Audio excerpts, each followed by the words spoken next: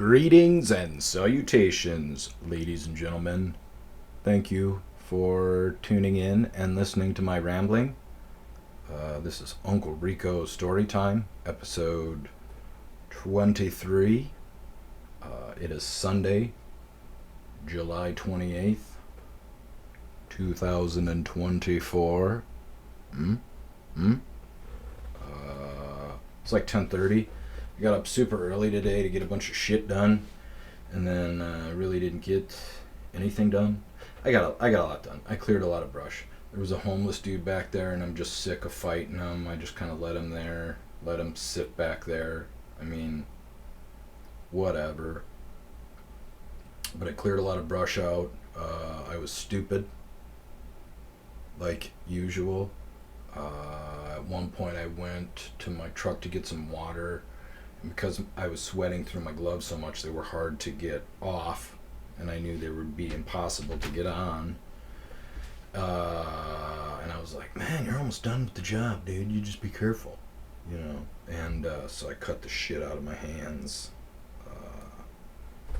In Arizona, they have these weed trees. Start out as little weeds, and if you let them go, they just get out of control and turn into trees. And I inherited like 30 frickin' weed trees at all of my properties that I've been trying to cut down and get rid of, and I'm very close to succeeding. I feel like once I get them all done, I'm either gonna quit or get fired. But cut down a lot of crap. Wasn't able to clear it. I think I cut down everything that was living back there as far as weed trees. Not the homeless guy. I let him live. I actually gave him water, which is not a good idea, because you do something like that and they spread the word that you're... Last time I did that, one place that I moved in, I started getting a bunch of homeless people banging on my door asking for water. It was a barbecue restaurant I owned in Madison. I would give away the scraps, and then I started having a bunch of people banging on my shit, and had homeless guys crapping and peeing on the side of my building, and every morning I'd have to clean up beer cans and liquor bottles and stuff like that. So I learned my lesson. Don't feed the homeless. They'll come. They'll invade.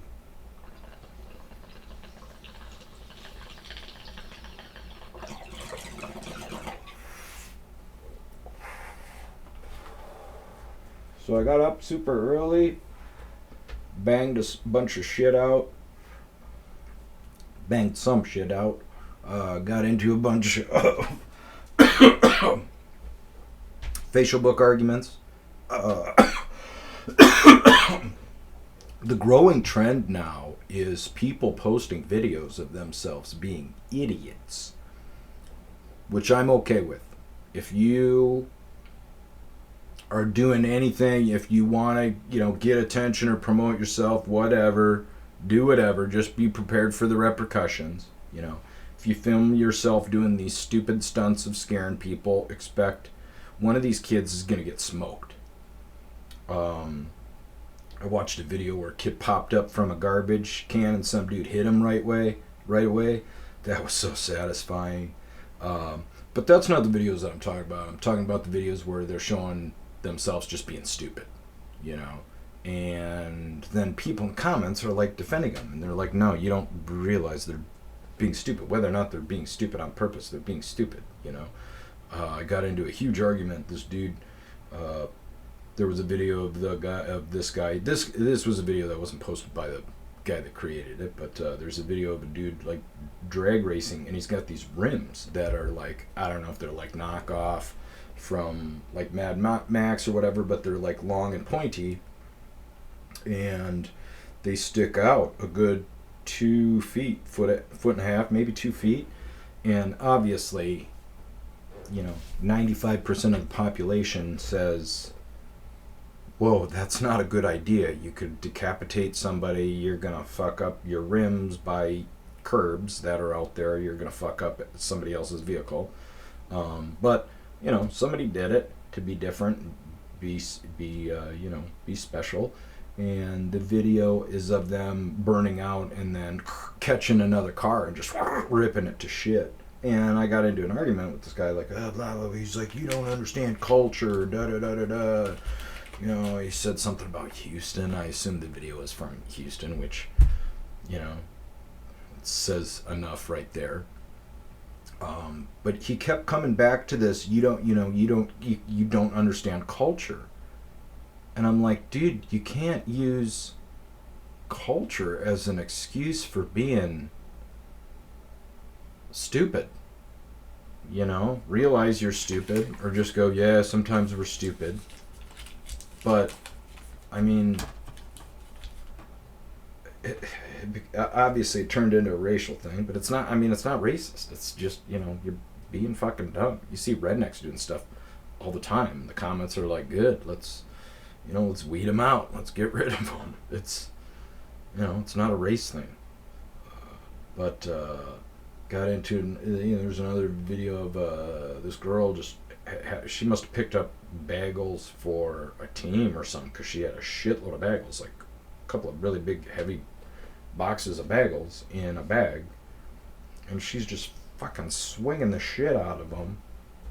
And of course, you know, the bag rips and the bagels go everywhere and everything. The comments are like, fucking idiot, you know, what are you doing playing basketball with your bag of bagels? You know, it's food. And, you know, the comments on that are, you know, whatever. I gotta get off of, why do I get on there every day and argue with the same idiots? Is that why I'm doing it? Is because I want to argue with idiots and make myself feel better? I should just delete that fucking app. But the whole point of today's podcast was I found my old Navy duffel bag. It's got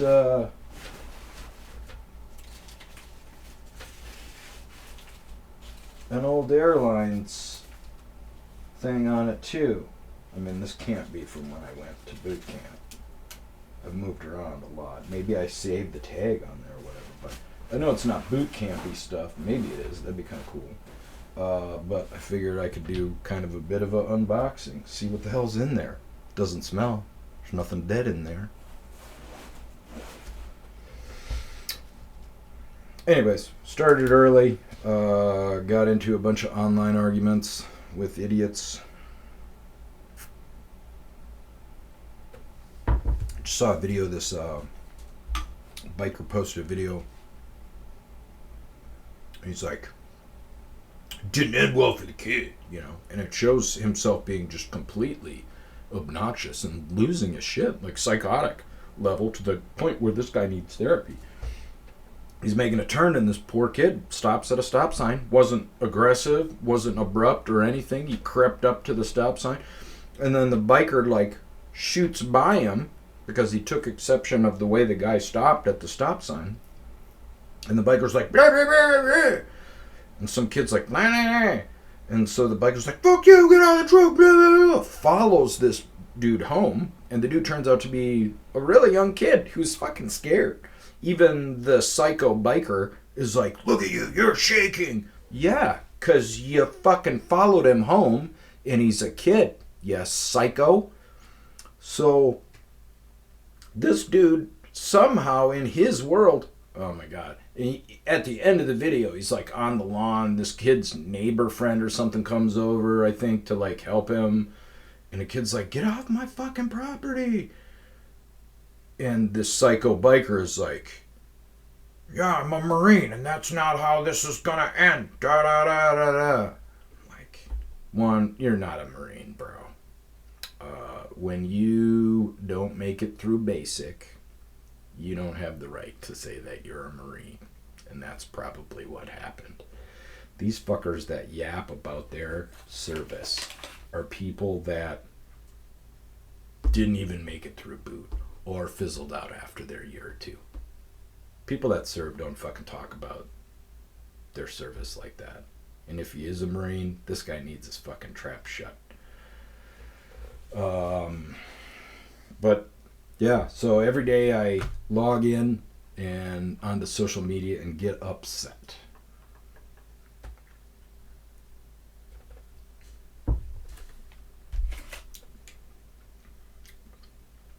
TN Squib Pick.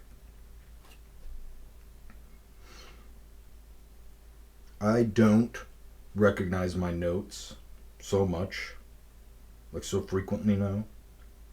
TN Squib Pick. Doesn't even make sense. Tennessee. Squib.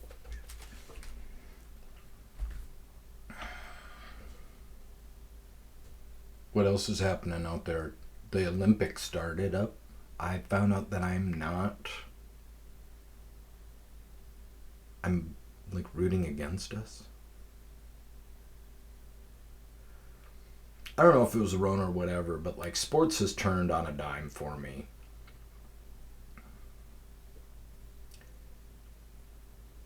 It's dumb to be obsessed about that shit because it's entertainment purpose. It's not really competition anymore, especially basketball. I'm like actively rooting against the American men's basketball team. NBA sucks now. They're all I think I started to get over the NBA way back when the strike was when the strike happened, and all of these players were like, and this was 20 some years ago, but all these players were like, you don't know what it's like to pay insurance on 9 cars. They were interviewing all these people. You people don't know what it's like. It was amazing how they alienate themselves from their fan base. It's not a race thing. It's a money thing.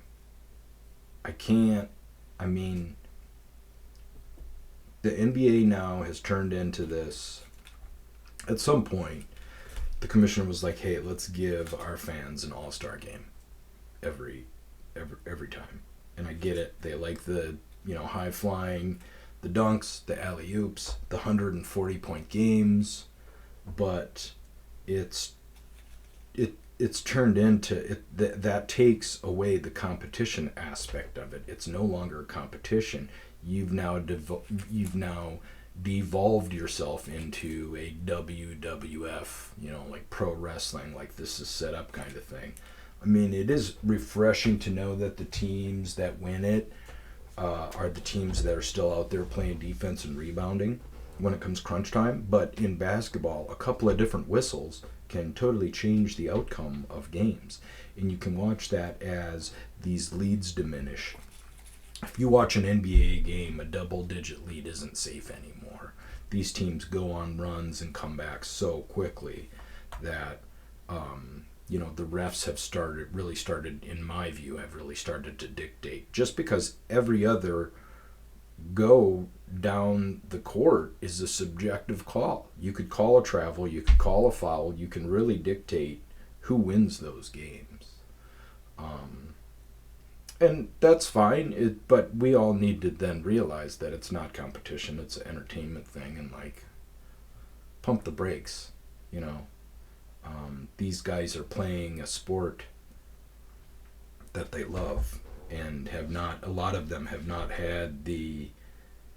lived the kind of life, or if they did, it was a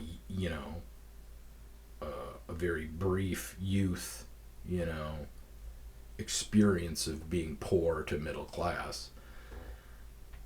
Athletes and celebrities they live on a different wavelength than you and I. They don't.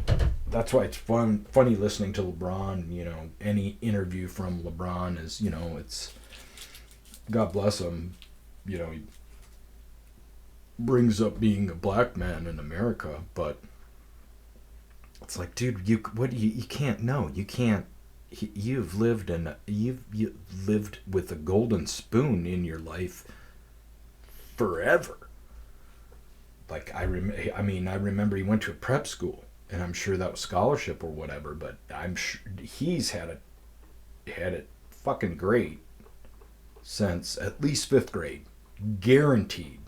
The minute that people started looking at him as a basketball stud, his life changed, and God bless you, good for you, But it's to the point now where somebody making $60 million a year is insane, And it's easy how that God complex can come out of anywhere, but they don't experience the same shit that everyday people do. It's a different world. So for him to say stuff like, oh, you don't know, tough being a black man. Dude, you've lived an amazing life. You've lived an amazing cush life. You should be thanking America for how blessed your life has been. I can only imagine the atrocities that he has had to experience. Probably countless people have looked at him with a strange look on his face, which happens to everybody on a daily basis. But for him, I guess it was because he was a black man. I guess. But yeah, all NBA, I'm over it. It's turned into this, and they're all just kind of prissy prima donnas getting mad about stuff that other people have tweeted, and they can't. KD losing his shit, probably on the daily. As a professional athlete, you can't be listening to your fans like that and responding to them.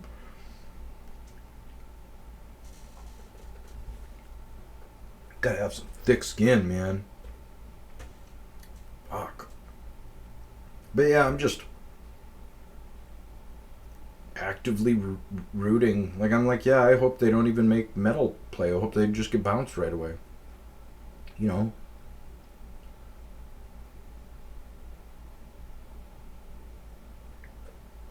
I don't know. Maybe that's haterade because the league is so successful for being such a shit product. But yeah, not a fan. They all seem like a bunch of prima donnas. And I said when they unleashed the team, I got into an online argument with somebody, but I was like, they're gonna get stomped because there ain't no dogs on that team. He's like, what the fuck are you talking about? I go, Kawhi, kind of, but not really. When he's playing and motivated, yeah. But besides that, there's nobody that's like gotta fucking we gotta do what we gotta do to get done type attitude. You know what I mean? There's just a lot of people worried about their brand, and that is not going to go well, I don't think. Plus, it seems like we are just conceited when it comes to our role in sports. There have been a lot of sports added to the Olympics, I think, just because they're like, yeah, we got to get these Americans more medals. They just put in 3-on-3 basketball now, which is, that's pretty much just giving us a couple of medals, I would think.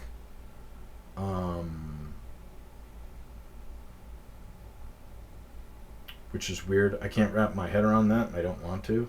I don't really care. It's fun, it's a novelty and everything, but pass on that also.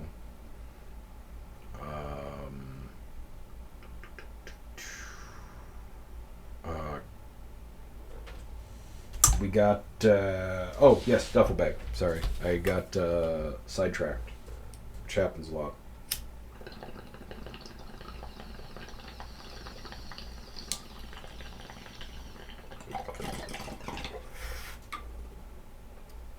Okay, dokie.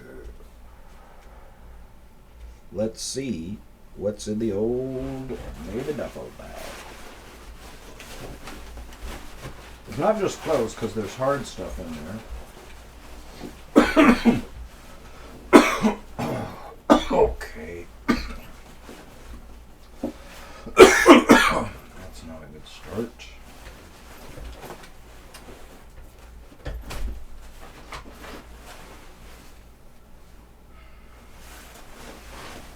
Well, we're not going to be doing the unboxing. That ruined that right away.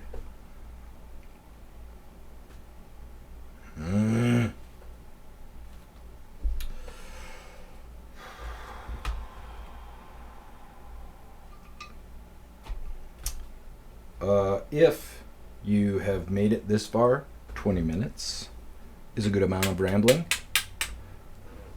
You should like and subscribe to my channel because I really don't care about this podcast. It's just me venting, kind of my therapy. But I am going to be having some content coming out. Not some content. A show. An animated show. And it's going to be fucking hilarious. Bipolar Bears. So subscribe to my channel so that way you can be on the bottom floor when we unveil this fucker. It's been, God, maybe 10 years in the works.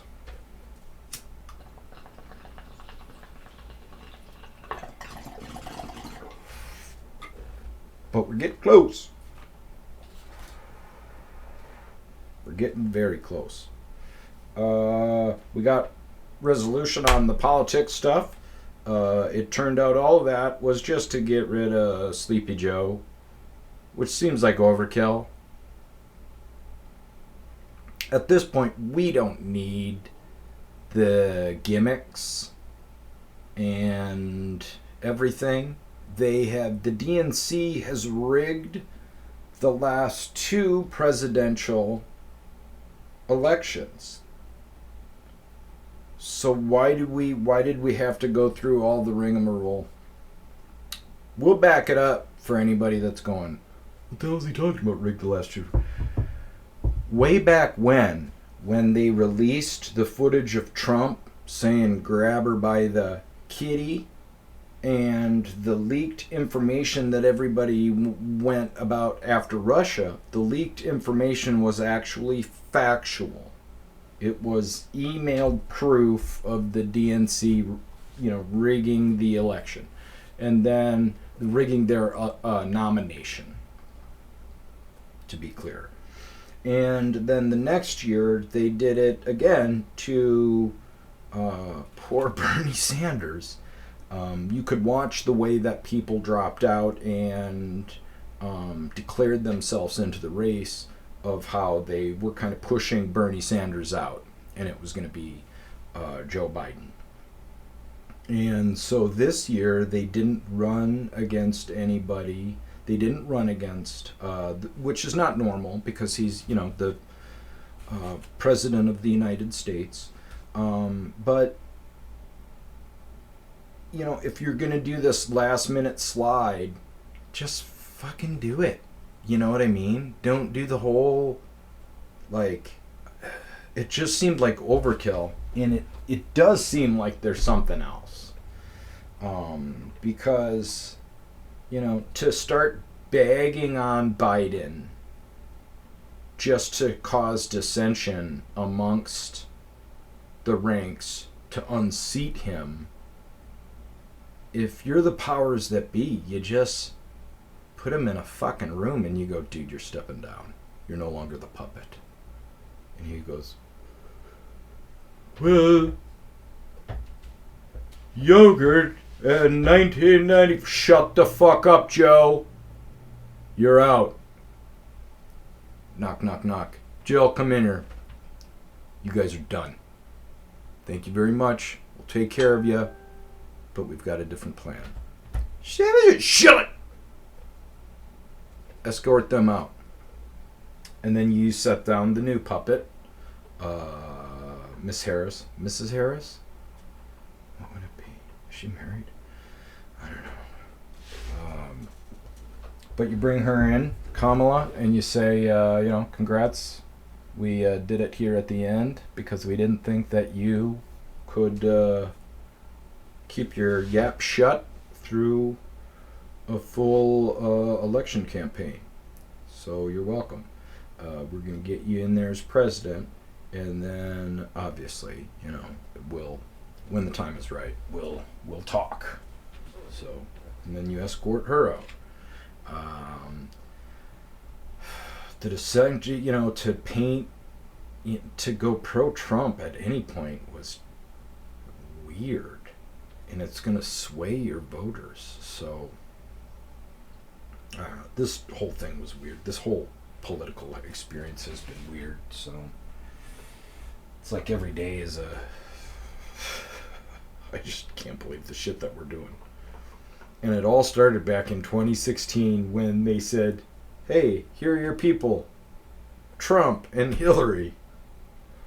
We all went, what the fuck? Are you kidding me?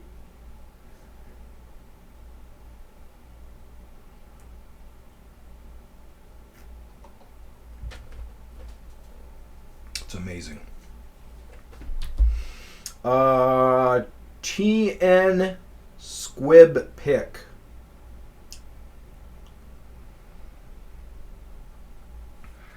I now know what that means. And that was supposed to be for a B-Sides episode that we did not do because I got off tangent. It was from a movie I shot that actually won some awards. It was a short feature about the genocide and the horrors that take place during wartime. And I really did not get into that much background of it, but it was about the Serbian, what border? Afghan, maybe? I'm not sure. But it was a really eye-opening short, and I had originally auditioned for a soldier role that I could not wrap my head around. I had to be really mean to this girl. And luckily the director saw it and was like, I'm like, yeah, I'm not really. And he's like, well, I got a different role for you. I like, he gave me a compliment about how I use my eyes to show emotion and everything. He said, I want to try you as this different role. It's not a lot of speaking roles, but it's just a key, it's a key character that doesn't have a lot of screen time. I'm like, hey man, I'll take anything. So I was the girl's father that was being sought after because I was a reporter. So the soldiers were trying to find me, and I was in hiding and stuff. And then there's a shot where we're marching away from the soldiers after they find us, and ironically, one of the soldiers was the character that I originally auditioned for, but we're walking away from the soldiers, and they fire at us, and the poor girl watches as they're shot from the living room window, and I have to jump. My wife is in front of me, and I have to jump in front of her. The shot, the camera is from the front, looking at the soldiers in back, and there's a squib inside her jacket that is supposed to go off and kind of spray towards the camera.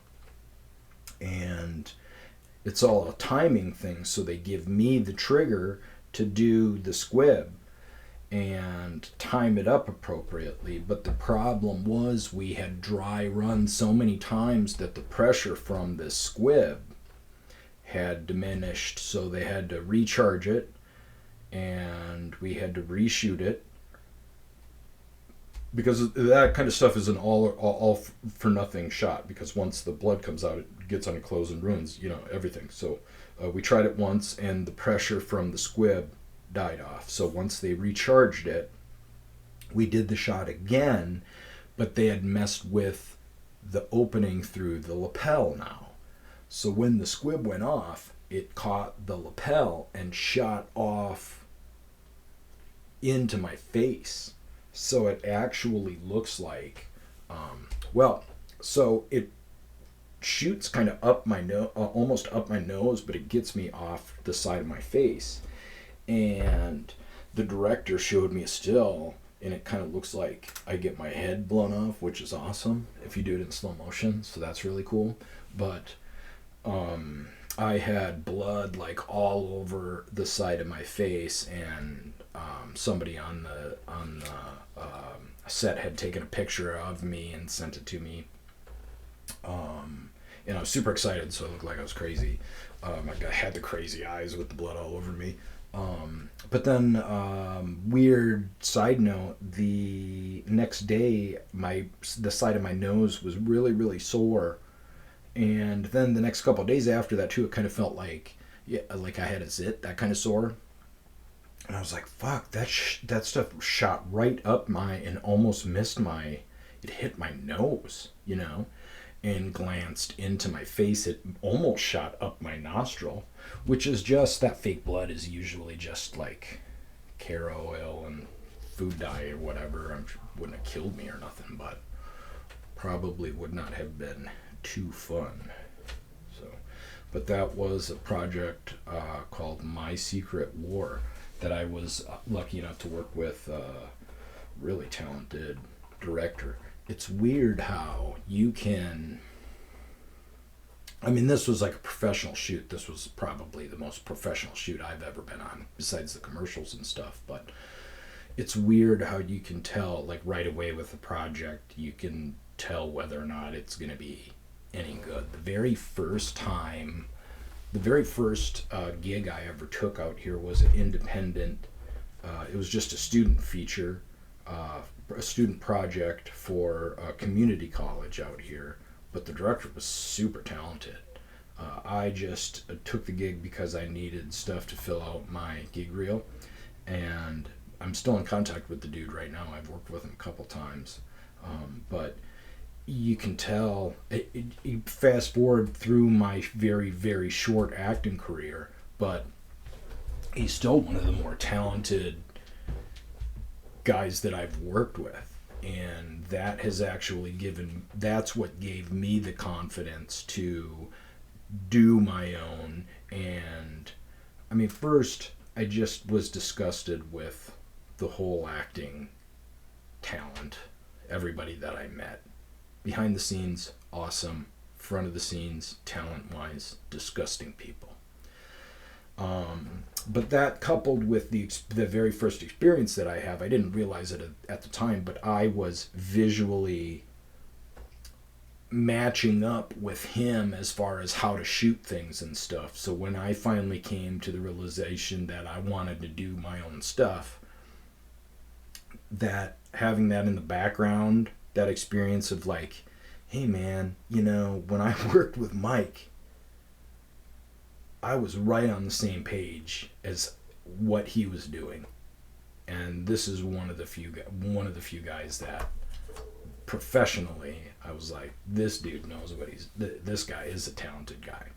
So but yeah, that was my experience with a malfunctioning squib.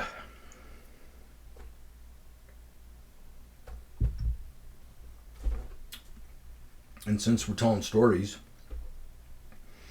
other acting stories. When I first started, I just moved out here and got a job.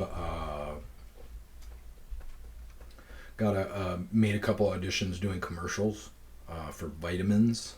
I pretended to be a NASA scientist. I had the worst problem saying that.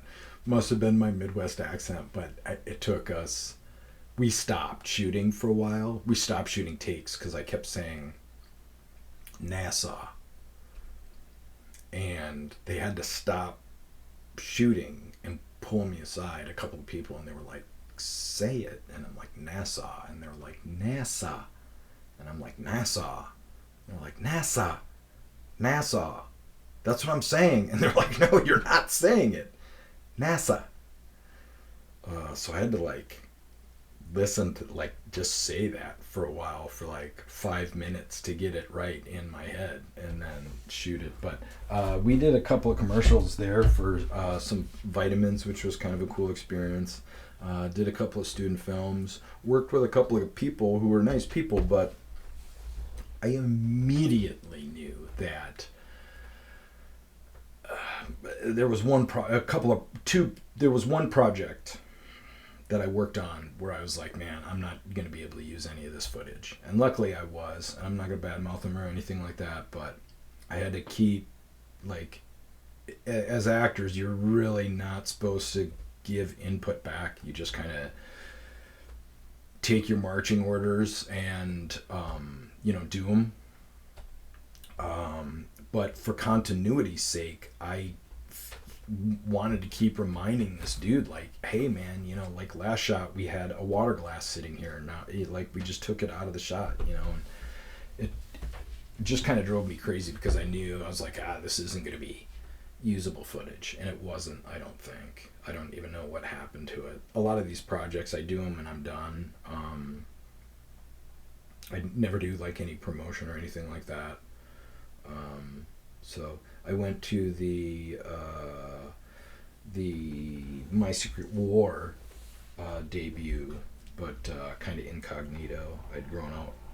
It, wasn't my thing. So the promo and stuff like that, I don't know. I just always have a problem with self promotion. That's why I don't know. It, as far as tooting my own horn, but did played the doctor for a little while in some commercials. I was on MTV's Singled Out when I was a kid. I was in the Navy. We were stationed in San Diego, and we're on the beach one day, and some girl comes down. She's like, "Hey, blah blah blah. You guys want to go to the MTV beach house?" And we're like, "Fuck yeah!" So we drive up to me and 1, 2, 3 buddies. Drive up to the MTV beach house, which is up the coast. I forget what town. It's like a small town outside of, I think, LA, but I forget where it was. But we drove up there, and one of the flavored alcohols had just come out with flavored. Was it vodka? Was it Citron? It was Absolute Citron. But we were drinking flavored liquor and 7. Just got hammered. And we get up there to the MTV Beach House, and it's for the Singled Out show. And so you go through the entryway, and they like do your check and everything, and they ask you questions off a questionnaire. And one of the questions was shoe size. What size is your shoe? And I'm like, 10.5 wide. He's like, all right, you put Monster. And then everybody else, they put weed. So I'm thinking, fuck, dude, one of these questions is going to be like, blah, blah, blah. Big monster clown feet versus, little weed. I don't know what I was thinking, but I remember this question being like, fuck, I'm going to get bounced. So we get into the Singled Out show, and for those who haven't seen it, there's one contestant through different competitions, tasks, questions, whatever. She picks her ideal man, and then there's a final part where there's a competition where you ask questions and take a step forward in a pool and da da da da da. So, and these shows are very rigged, by the way, with all the commercial breaks, like everybody talks. So, but the very first question for the guys is this 25-year-old poet. She was cute, but she lived in California, you know, and I was trying to add. That's the end. That's the end part where I'm trying to answer questions the way she would answer them, and it fucked me all up, and I ended up getting bounced. But so the very first part of the show, they bring all the guys out, and they they have these 6 questions, and the lady says right away, she says package, and the 2 questions were seaweed or sea monster, and so she got rid of seaweed. So the very first question got rid of all of the guys. So I immediately made it into like the however many finalists, and it was during the big Seinfeld boom, and it was during the yada yada yada fad, and I used that as my introduction. But the funny thing about that is there was this dude behind me that was trying to rehearse this. I think it was a song by like Naughty by Nature, I think, but he's like, he was trying to, he's like rehearsing it, and he's like, fuck, I'm gonna fuck this up, you can get with this. He was like freaking out, and I go, dude, you're freaking out, just relax. And he's like, what are you gonna do? And I go, I don't know, I'm just gonna do a yada yada yada thing and be like, hey, I'm Nick. And he's like, no man, you gotta do a rhyme, or da da da da. So they get to me, and I'm like, hey, I'm from Nick. I'm wearing a Brett Favre jersey. Got it tucked into my jean shorts, I think I was wearing at the time. And I'm like, hey, I'm Nick from Wisconsin, yada, yada, yada. I'll show you how guys from Wisconsin do it, or something like that. And so they go to the guy behind me, and he's like, hey, I forget what his name is. Yo, I'm Tyrone. You can get with this, that. You can get with that. Fuck. He goes, fuck, right behind me. So they make me do a stupid thing, and she kept me because my guys, once you get kicked off the show, you get eliminated. You get kicked behind this big fence, like this chain link fence, like it shuts behind you. You're definitely not part of the show anymore. So all the guys that got eliminated, 3 of them were my boys. So they start chanting, "We want Favre." So she says, we'll keep them, and I'm a finalist. So they get to the final part to shoot the final part, and the last guy that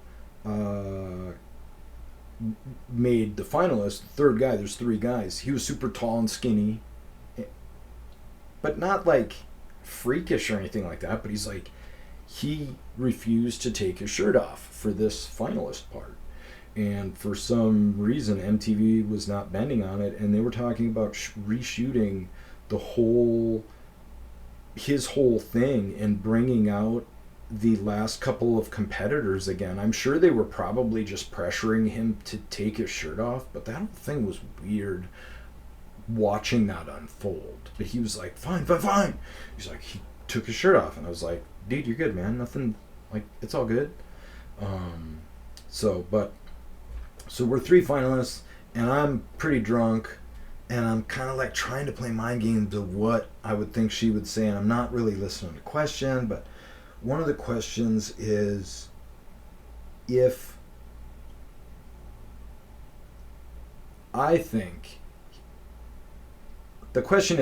your buddy gets bit by a snake, would you watch him die or suck the poison? And I think it's Bunny. So I way over emphatically suck the poison. Like, yell it Like, I'm all fired up for it. Like, I've been waiting. Like, I've been waiting for my buddy to get bit by a snake. Suck the poison! Like, and then I can't hear it at the time, but then once I watch the show, you hear the host, Chris Hardwick, who was hilarious. He does a voiceover. Well, I'm just into the microphone and I can't hear him, but he's like, wait, it's not all out yet. Keep sucking. And I'm like, yeah! I'm like taking a step forward and be like, yeah! So, after the show, so the guy that ends up winning, and the other guy, the third guy, the very first guy, just kind of looked like a version of me, except more New York. He was like bigger, he was buffer, he like had oiled hair and stuff, you know, he was a little bit more of a Guido. And so the guy that won it is the tall, skinny guy that refused to take his shirt off. And so when she won, she hugged him and then went like, and me and the other dude are walking off, and she's like, oh, fuck. And she was kind of like in the hot tub then. She kept looking over at us, like making like different stuff, and he was just kind of sitting there like, Arr. And they were like, dude, camera's on you, man, look emphatic. And then he's like, oh. So, but the point of the story is, and there's always an I'm an idiot point of most of my stories. I'm getting ready after the show is over. I'm getting dressed, and pretty much everybody had like, I mean, the where we were shooting was like empty. They'd already pushed the guys and the girls off. There was just a handful of people, contestants, getting their stuff ready. And this girl comes over, she's in a bikini, and she's like, hey, what are you doing now? And I'm like, oh, my friends and I are super busy, because I didn't find her that attractive. So I'm like, yeah, my friends and I are, you know, we got to drive back to San Diego. And she's like, oh, because we're having a party, you should come. And I'm like, no, thanks, you know, da-da-da-da-da. And I'm like, go fuck yourself, ugly. Be gone, ugly. I didn't. You know, I was polite, but that's what I was thinking, because I was a prick. And boom, I get my shoes on quick, because now I'm like, fuck, I gotta get out of here before she tries to ask me out again. So I throw my shit on, I like, boom, I go through this chain link fence, and chain link fence like closes behind me, like, boom, like solid, like, cha-cha-cha. And my buddies run over to me right away, and they're like, dude, what were you talking to that chick for? And I'm like, she was asking me out to a party. And they're like, she was the fucking camera girl. And I'm like, okay. And they're like, yeah, MTV camera girl. And I'm like, okay, she's asking me out. She's asking me to the fucking MTV Beach House after hour party. And I turn back, and the fence is like, and they're like, no, it's not. And I like, and they're like, no, it's not. Idiot. So they asked, I had an invitation to an after hours party at the MTV Beach House, the infamous MTV Beach House, where Tara Reid has fallen off of tables apparently numerous times back in the day, and rebuked it because I am a conceited asshole.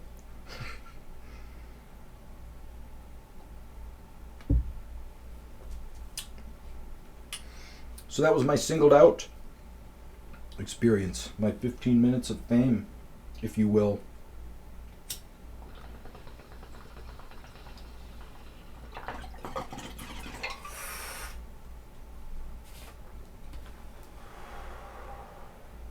Actually, that wasn't my only 15 minutes of fame, because I was actually in a movie called 15 Minutes of Fame.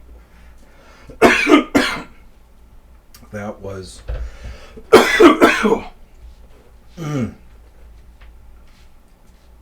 That's interesting that I brought up earlier about working with somebody talented, because this 15 15 seconds of Faye, 15 minutes of Faye. They made this project, and I met the lead, who was immensely talented. And the director told me that this guy was working on his own stuff out in California, like writing it and stuff. And after going through this project, I was like, I will hear about this guy. Like, this is a really talented dude. The same feeling that I had with my director, Mike. And then I watched the project, and it was weird. Something about him did not translate onto film. And we did a bunch of scenes so I could see the talent. It seemed genuine with me as we were doing it. And then watching the film, he totally seems fake, and it unfortunately ruined the project, because this was a project that this director really cared about, and it could have been done. It could have been a lot better received. He put it out to some film festivals, and it did not, or he did something where it didn't read well. He did not. I had to kind of twist his arm to get it. I don't even know if he released it or not, but it just, the lead seemed phony, I guess, and you couldn't get behind it. So, but that was a really cool experience. This director saved up his money to do this project himself, and then filmed everything down in Florida, and he's in post-production, and the movie is about a young man who becomes obsessed with his high school sweetheart. His high school sweetheart has gone on to reach stardom, a lead singer in a band. And my character that I end up playing was the lead guitarist in the band. An abusive, violent, controlling, manipulative, an unhealthy relationship. And she kind of starts to this guy from the past comes back. So the movie had legs, which is too bad, but they shoot it, and the dude that originally played my part there in post-production, he calls up the director, and he's like, "Hey, just wondering how things are going." And the director's like, "Yep, still post-production." And he's like, "Okay, cool, you haven't heard anything about me, have you?" And he's like, "No, like what?" And he's like, "Nothing, just checking in and seeing how things are going." Like, the guy quick hangs up. So, of course, the director Googles him. And this is during the whole Me Too period of whenever that was, I don't know, whenever. So this director is like, this Googles this actor and finds out that, backstory on this actor, he had, should I be telling this story? Yeah, I guess it doesn't matter. This dude has a dad who's a judge in New York, I believe. And this guy gets arrested for sexual assault. And he gets, I think, like 60 days probation, because it's no big deal to shatter somebody's life. It's no big deal to do something that despicable to another human being. So, 6 months probation. So, slap on the wrist, right? Probably because his dad is a judge. That's how our legal system works. If you have money or influence, these laws do not apply to you. So, this dude sexually assaults somebody, gets a slap on the wrist, does it again. This time not as bad. It sounds like I don't know why, but reading up on him, I'm weird when I do research and stuff, so it sounds like it might have been an underaged hooker, maybe. But either way, does it again. Still inside this probationary period, I believe. Still inside the 6 months, right? Guess what he gets for his second offense of sexual assault? Another 6 months probation. What a fucking joke. So, but either way, this director who saved up money and made this baby, finally made his baby, his project baby, is now sitting on something that he can't release, because the best thing that could happen is it becomes successful, and then somebody does background into the actor and finds and then finds out this past history of one of the actors. So, and then it's going to be ostracized. So he's going to eat it when somebody tells him about superimposing. I was giggle when I hear about superimposing because of the old Adam Sandler. For those of you that don't know, Adam Sandler was fucking hilarious stand-up comic. He used to do these these humorous, these comedy tapes and CDs and stuff. And one of them was of a goat. And he'd always say, he fucking superimposed me. It was a goat that was tied up outside, and he would always get into fucking mischief and stuff, He'd get passed around the Ragu festivals. But Adam Sandler, hilarious. So I'm off track. What the hell was I talking about?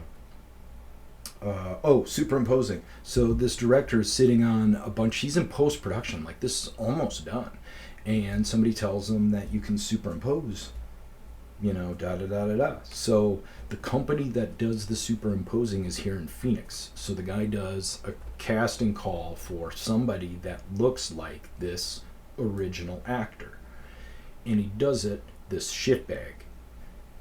And he does it in Florida, and he does it in Phoenix because of the company. So I catch this audition, and I get it. And so what they did was they superimposed me into the scenes that they couldn't shoot again. And then they flew me down to Florida to reshoot what they could. So up here, they put the little dots on me, and they go, before that, they show me what this guy looks like. And he looks like the lead off The Big Bang Theory. That short Jewish New York look where he's got like curly hair. And I'm like, dude, I don't look anything like this. And they're like, oh yeah, we're going to make your hair curly, da-da-da. We're going to do a perm. And I'm like, okay, cool. And then I talk to all my girlfriends and my sisters and stuff. My sister and my girlfriends, and they're like, do not do a perm. That messes you up. So I go back to them and I'm like, guys, I'm not going to do a perm. They told me that, that messes your stuff up. I still had the long hair and everything because of the Jesus thing and the projects. But I was like, I don't want to, this has kind of been my ticket. I don't want to mess with this right now. And they're like, that's all right. We can do some hot rolls and da-da-da-da-da-da. So they send me to, they put me in this, they send me to the salon. And there's like a handful, there's like 2 old ladies in there. And they're under this, I walk in, they're under this heat pod, right? And so I sit down and they they curl my hair up and they put stuff on it and everything. And they're like, all right, you got to go under this heat pod for like, I don't know how long, but it seemed like forever. And the only reason why I didn't tap out was because these fucking old ladies that were under these heat pods when I walked in were still under it. And I'm like, so I made it through that. They flew me down to Florida. Before I flew down to Florida, they zipped me over to this company that does the black dot thing. They put black dots on me all over like they do for the athletes on the video games. And they say, all right, turn to your right and look surprised. And they're like, all right, turn to the right and look up and act surprised. And they're like, all right, good, now turn to the right, looking up immediately and then act surprised. And they're like, nope, do that, but then look surprised later. And they're like, good, all right. So they do all this weird stuff. After the project was over, they send me this video. So I go down to Florida and I meet all of these other actors. And these people that are in the band with him, I meet them all. And I'm not a monster of a man, but I'm a bigger dude. And the two guys that I met down in Florida were like smaller, a couple of inches smaller than me and a lot skinnier. And then once they superimpose me into this video, the directors send me a video of me in this scene. I'm sitting on a picnic table. I look to the left and to the right. I look at my bandmates after I get up, and they're like a lot taller than me. So they superimposed my face onto this shorter guy's body. And the first time I watch it, my brain, it felt like a short circuit, because my brain was not accepting. It was like, dude, that's you, but that's not you. Because I'm dwarfed by two guys that I've met that I dwarf. And I was like, well, I must have watched this thing like 10 times, just like, holy shit. Now that's not why I don't trust any fucking video I watch now after seeing that. So, but they superimpose me into these scenes and they fly me down to Florida. And I have to fly down there and sleep.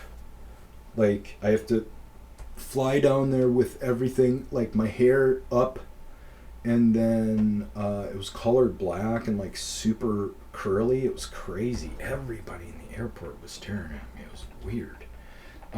But I get to Florida and I have to like sleep.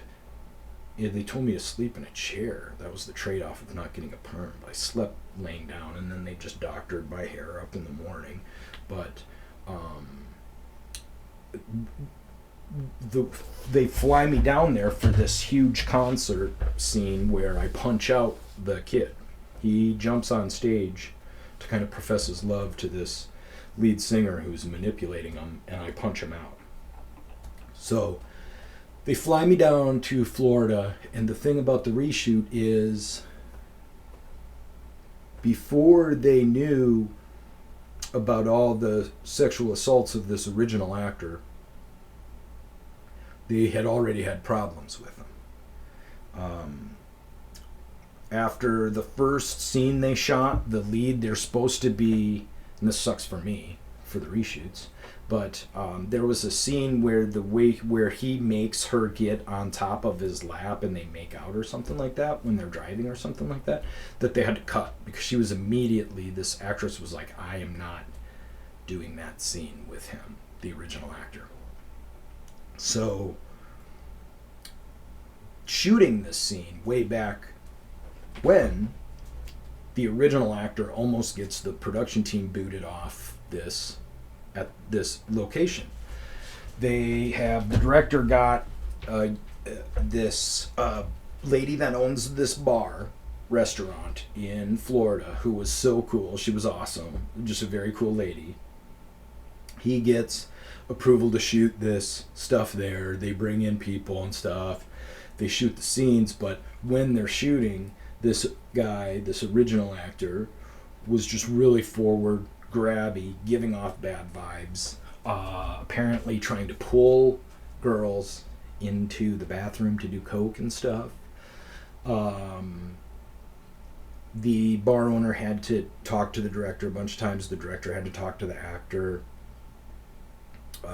So they almost get booted off, but they get the footage they need.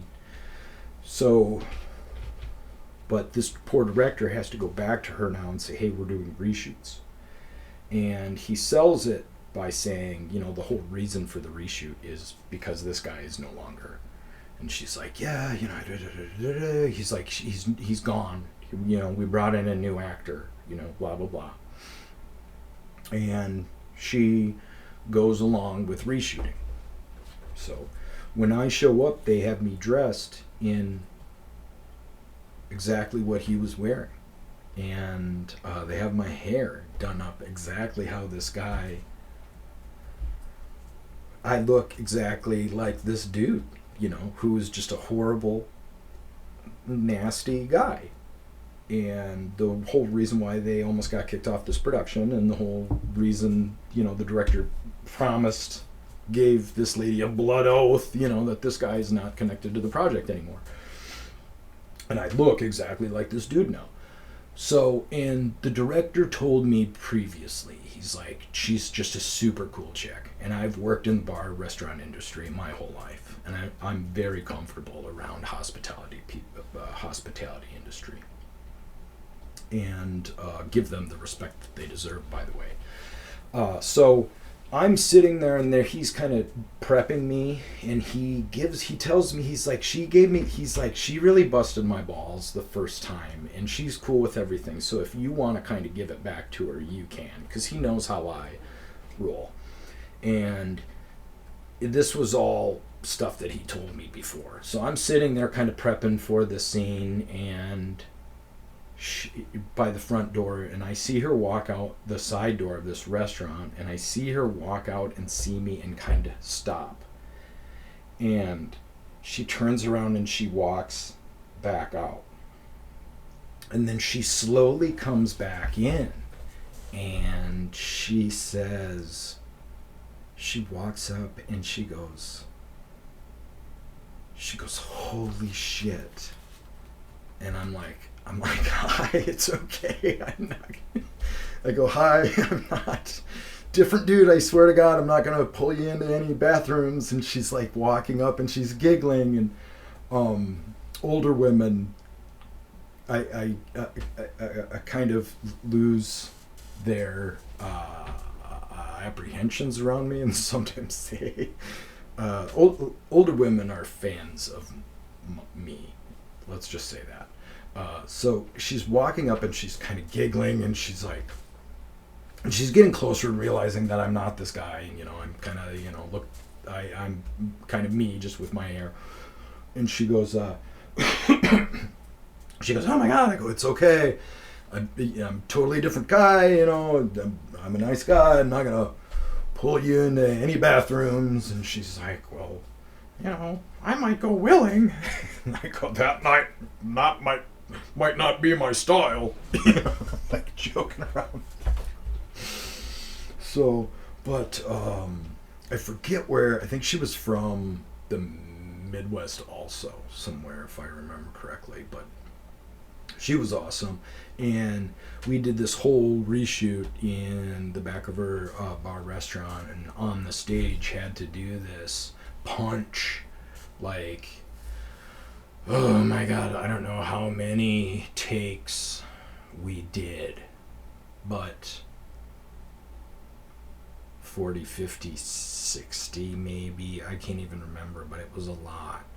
But the problem is when you're like, even that short, it turns into a 3-second shot, but you're doing that scene over and over and over again. So I was constantly putting down my guitar and then like clenching and doing this roundhouse, huge, over exaggerated so it looks on film, and I'm doing that over and over again all day long. This was the main shot, so we had brought in the crowd also that were behind me cheering, and all these different shots, and I had to do that over and over again.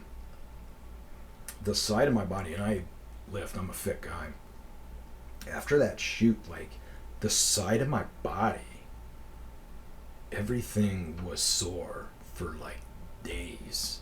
And normally, like I have a sore period where about a day and a half after I have a hard workout, like I'm like, oh, okay, I feel it, you know, and then I take so much ibuprofens and muscle relaxers because of my back. I'm like, it's over.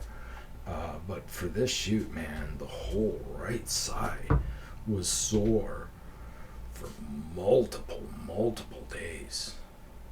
But that was the 15 seconds of Faye.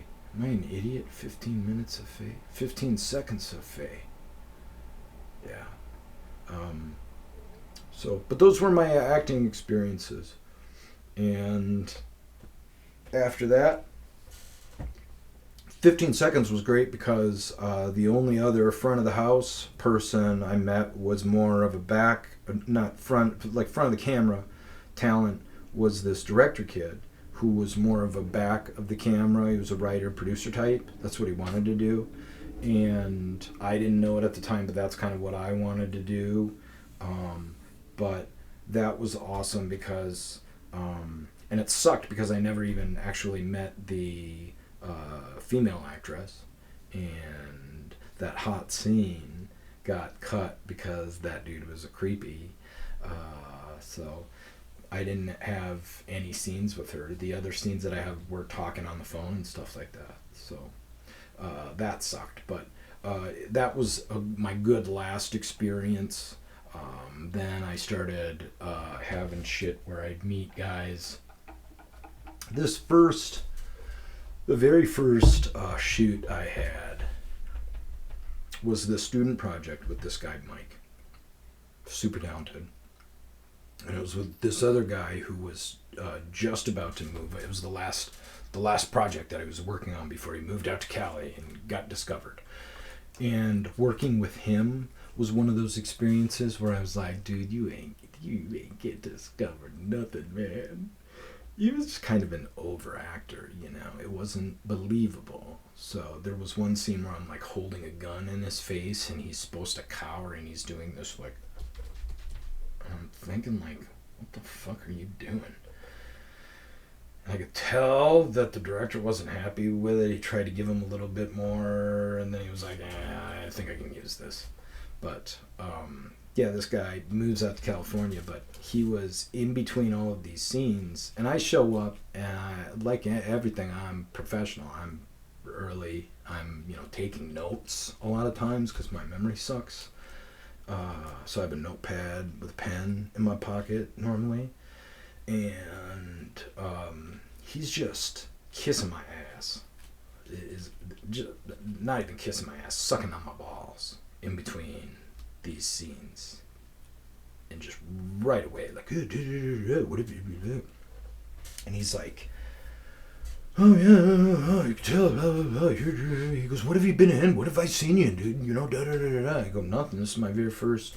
He goes, come on, man, just tell me. I know I've seen you in something. I go, no, I've got one of those faces I get, recognized all the time. He goes, no, blah, blah, blah. Tell me what you've been in. I go, seriously, this is my very first project. I just moved out here like a month ago. And he goes, shut up, seriously? And I go, yes, I don't have a gig reel, nothing. I'm only doing this for, footage. It's a student feature. I'm just trying to get some footage. Like, I'm just dibbling my toes in it, seeing if I can do it, I always thought I'd be good at acting, so I came on here. I'm like, why not try? And he's like, oh. And just walks away.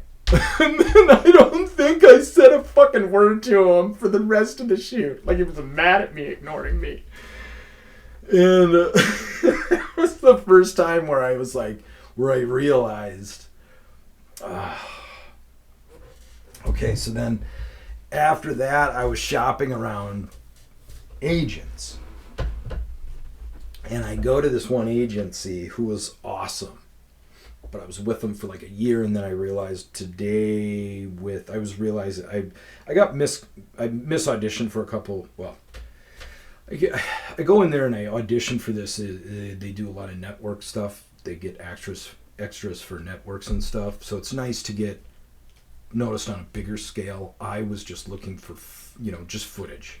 So I realized that I can send in these auditions with a white wall and me recording it. I can do the sides and send them in an audition electronically. So what's the point with an agent? But the straw that broke the camel's back was I go in and I read for this like SCI or something show down, it was based in New York or Miami or something like that, and they record you doing this audition and then send it out in hopes of landing a couple. And I'm reading these sides for this family man. I work at I think I was a factory worker, maybe a laborer, and a family man, and felt like I'll try to play it, but I went in and was in the outside with another dude that was kind of balding and had glasses and a beard, and I go, hey, are you reading for so and so? And he goes, no, I'm reading for this the fireman. And I was like, oh, okay, because the show was about, the scene was like the family man. There was a fire or something at home, and I'm like, I'm like, okay, and I didn't have the huge beard at the time. It wasn't that big, but I'm like, you're reading for the fireman, and I'm reading for the family man. I'm like, okay, either I have an overinflated sense of what I look like, but so that's when I was like, you know what, I don't think I need an agent. But when I was shopping agencies, this agency calls me up and they're like, hey, we know you're still taking your time, but this opportunity came up. It's a Olympic commercial with Michael Phelps, and it's it's 4 hours. It's like $300 some bucks. You get a credit, da da da da da. I'm like, awesome. I'm unemployed at the time, so I'm like, this is perfect, great. Send me the deets. So, and that's what got me to sign with that agency, by the way. But it was for armor. Jesus Christ.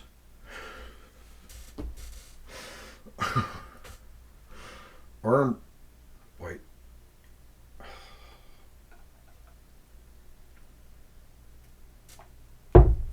Armor. The fuck is the name of that? Under Armour. Jesus Christ. So it's for Under Armour, and I gotta go buy some Under Armour just to wear it, or any other sporty stuff, but I gotta cover up the other emblems. So I'm like, okay, I don't have any Under Armour stuff. I'm gonna buy it in hopes that I get on the camera more, versus having a Nike swoosh covered up. They're gonna put me in the back. So I go buy a Under Armour cap and a Under Armour shirt, and I show up to this extras shoot, and I show up. There's a huge tent. It's not overly warm. It was here in Arizona. They got a big old table with like coolers of drinks, snacks. They got, and then a bunch of tables and folding chairs. It's from 6 to 10. And maybe it was 4 to 10. It was 6 hours maybe. But they were paying us no, it was 4 hours. Yeah, because I made like 3 or 4. Either way, it was a good amount of money. It's like $80-$90 an hour or something like that. But all the details are sent out to you with the side. There aren't any sides, but there's the instructions. Like, here it is. This is the shoot time. Blah blah blah. And so we're sitting there, and this chunkier redhead chick, who wasn't very attractive, I'm just saying, she's starting to cause a tizzy with everybody about how we're being mistreated and everything.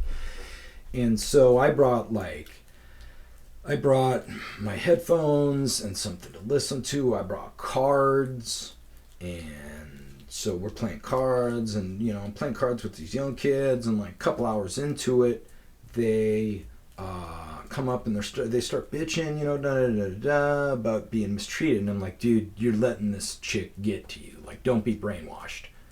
1, we knew how long we were going to be here. It says 4 hours. 2, we're making a bunch of money. 3, we're getting a credit. 4, we're extras. We could literally go bye-bye, and this production would not notice us. We are fucking cattle. There's a big old table full of munchies and snacks. Like, this is not slave labor. Like, this is a good thing. Yeah, I guess you're right. Other kid walks up. He's like, man, I don't know about this shit, man. They just keep us here and don't keep us updated on what's going on. And I'm like, oh my God, dude, kid, you're letting this fucking chick, and I think I ended up even sniping stuff at her. But at one point, they come out and we shoot one of the scenes. Either way, they come out at like 8 o'clock and they're like, what they're going to do with our shoot is put lights up and stuff like that. So they ended up shooting our scene at night. So they came out at one point and they were like, hey, we've got one of the crew members comes up and he goes, hey guys, we were hoping to get you guys up and out of here, but we want to do this shoot later.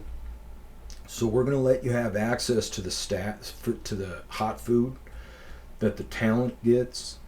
Because we've got some left over, but please leave enough for the crew to go through and eat also, because there's just a handful of crew that haven't ate yet. And so they leave, and this chick starts bitching about that. She's like, oh my God, do you hear this? Oh, you can have some food, but you can only eat a little bit. And at that point, I was like, I kind of started sniping, but I was like, my God, they just made they just said they're making a concession that they don't normally do and weren't planning on. Okay, so they're being nice. They're giving you something extra. They're just saying, don't take all of the extra. So they shoot us. One cool thing about that was I thought I had met Michael Phelps when I was at the shoot. I'm at the table looking at my stuff, and I kind of turn around and I was like, oh my God, it's Michael Phelps. Cool. I go, hey. He goes, hey. And so I go, yeah, there you go. There's your snack table, sir. And I kind of said earlier about how, as a dude, you kind of look at another dude as you can kind of take him or not, You size a dude up. And in that aspect, I probably have an overinflated self of worth when I'm looking at people going, I feel like I could take it. No.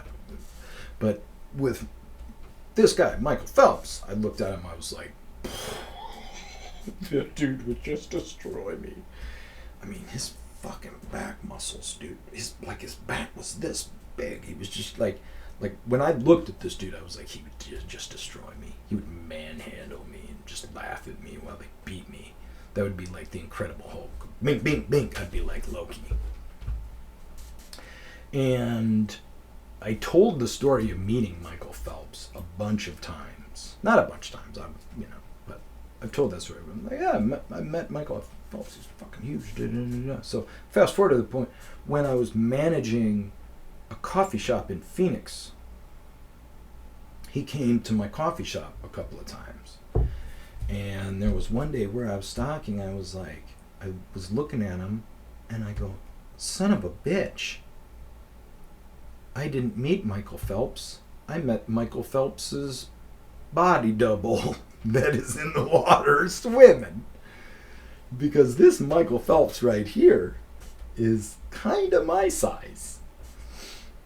Which makes sense because if you're going to cast somebody, you want to make it stand out on camera, so you're gonna get the biggest guy, So, but his body double looked so much like Michael Phelps. I thought it was Michael Phelps, but it wasn't.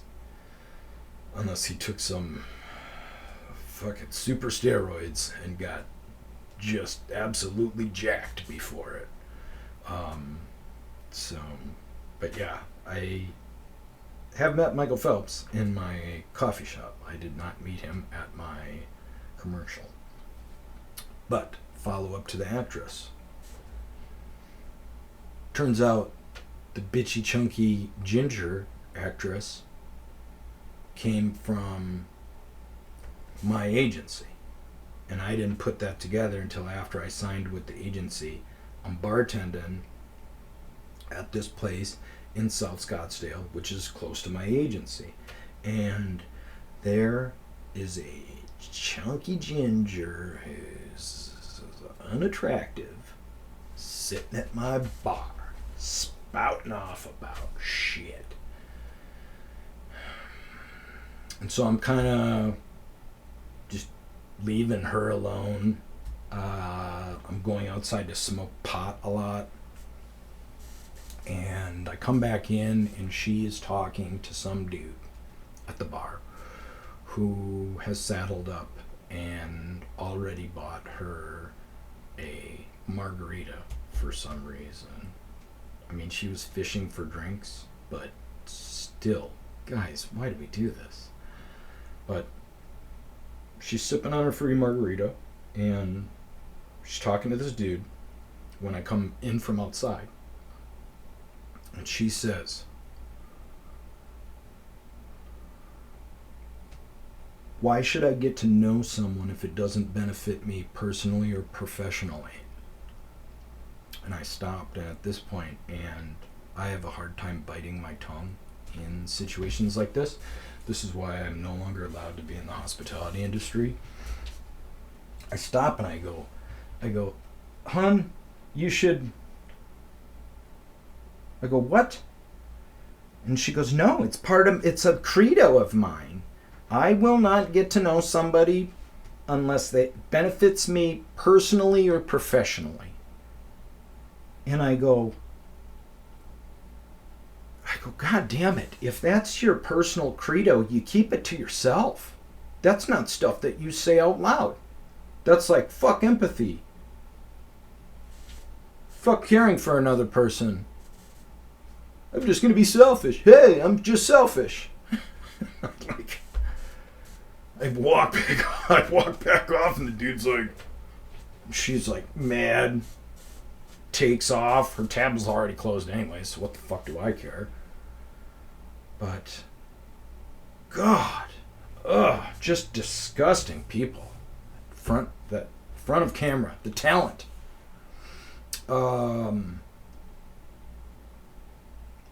Just disgusts me. So that's when I was like, you know what? I love doing this shit, and I see all these idiots out here being noticed for just really nothing. Let's do this myself. So, and we're close. We're getting close. So, oh my God, it's an hour and a half. No one. Please, here's the thing, guys. Don't, and nobody's gonna hear this because it's at the end of it, and nobody made it through an hour and a half of this. But if you have questions or whatever, even if you know me, do a comment so then other people can be like, "Hey, what's up?"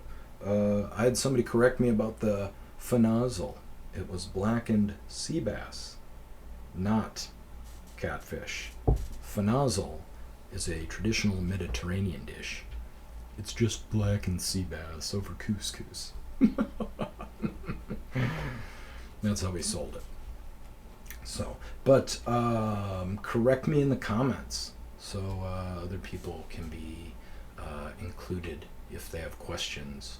That way, either that or I should just every episode start a clarifications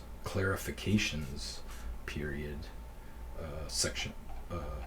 All right. I need more pot. I'm going to get out of here. But For God's sakes, an hour and a half. If you made it this far, please comment, I made it.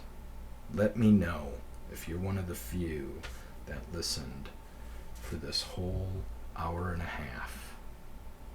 And maybe there will be a special surprise for you. Shit, now I gotta think up some stupid special surprise. Alright, this is Nicholas Johns. This was Uncle Rico's Storytime number 23. I hope your tomorrow is better than your today. No. I hope your tomorrow is better than my today.